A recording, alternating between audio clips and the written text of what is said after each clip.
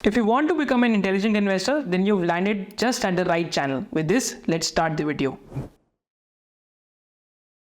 Proxies to consumer में क्या आता है कि कंज्यूमर सेक्टर के भी प्रॉक्सीज हैं. इसमें कॉन्टिनेंटल कॉफ़ी करके कंपनी आती है.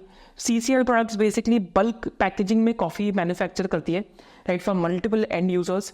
फिर TCPL पैकेजिंग आते हैं. तो TCPL पैकेजिंग बहुत सारी FMCG कंपनीज़ को बेसिकली जो पैकेजिंग है वो प्रोवाइड करता है. तो अगर हम एक बार TCPL पैकेजिंग का भी यहाँ पे एग्जाम्पल देखते हैं, तो just second I just take you to basically screener.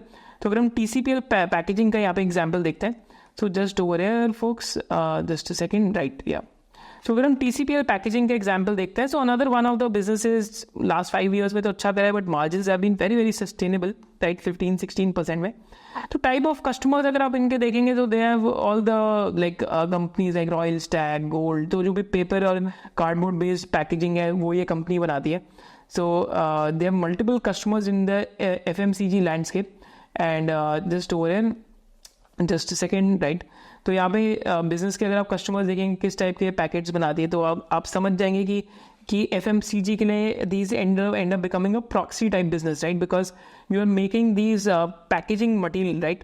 तो ये भी पैकेजिंग के अंदर आता है. पैकेजिंग के अंदर और भी कंपनीज आती है, जैसे SL Propack करके एक कंपनी आती है, which is again proxy to Colgate हो गया, या फिर जितनी भी ट्यूब्स वाले बिजनेसेस हैं उनके प्रॉक्सीज हैं, राइट. तो एक SL Propack आती है.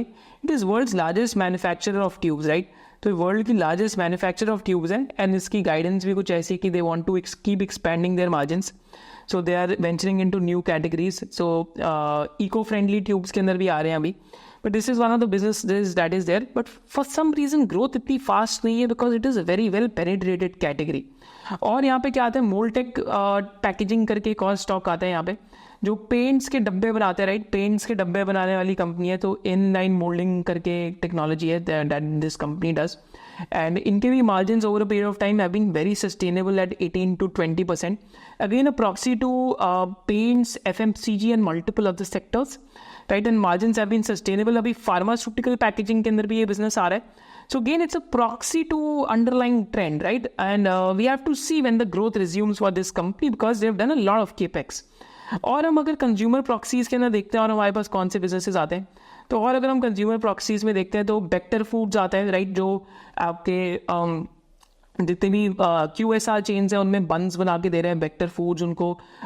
उसके साथ साथ आपके जो भी बन्स के अलावा आपके जो भी लाइक केक्स आते हैं वो भी ये बना के दे रहे हैं. देन वरुण बेवरेजेस तो प्रॉक्सी है ही पेप्सी के लिए. अभी हिंदुस्तान कोला बेवरेजेस के भी IPO की बात हो रही है. फिर Zomato is also proxy, because again QSR से आप ऑर्डर कर रहे हैं तो मोस्ट प्रॉब्ली आप कहीं से भी ऑर्डर कर रहे हैं, you are using Zomato. And consumer के लिए तो प्रॉक्सी जोमेटो इस टाइम पे बनी गया है. So this is again you are identifying the proxy trend. Just let me know in the comments if you are understanding what proxy is, that you are understanding कि एक ट्रेंड है, उसके trend के second, third, fourth order beneficiaries कौन से हैं. That is what we identifying. एक और भी बिजनेस आता है एक्सटेल इंडस्ट्रीज के नाम से, विच इज़ अगेन अभी उस कंपनी के रिजल्ट्स इतने अच्छे नहीं आए, but that is again a capital good supplier to these FMCG companies. अभी पर कंपनी के रिजल्ट इतने अच्छे नहीं आए. आई थिंक इस क्वार्टर के अंदर रिजल्ट में डी ग्रोथ थी, but it's a capital good supplier to FMCG companies for setting up their food processing plant. तो मशीनरी बना के देते हैं, right. This is also again a proxy कि अगर इंडिया के अंदर केपेक्स बढ़ता है FMCG कंपनीज का, तो underlying beneficiary these type of companies they end up becoming. So that's a consumer proxy. I would like you to know कि हम लोग एक हैदराबाद के अंदर ऑन 28 जुलाई SOIC ट्राइब मीट कर रहे हैं, जो एक SOIC का ऑफलाइन इवेंट है. Already, I think 70-80% of the seats are sold out. But idea of these events is to meet you in person, offline. And यहाँ पे हम क्या टॉपिक पे प्रेजेंट कर रहे हैं, that is when valuations matter, sectors which are extremely expensive, sectors which are ignored by the market, and how sectoral rotation works.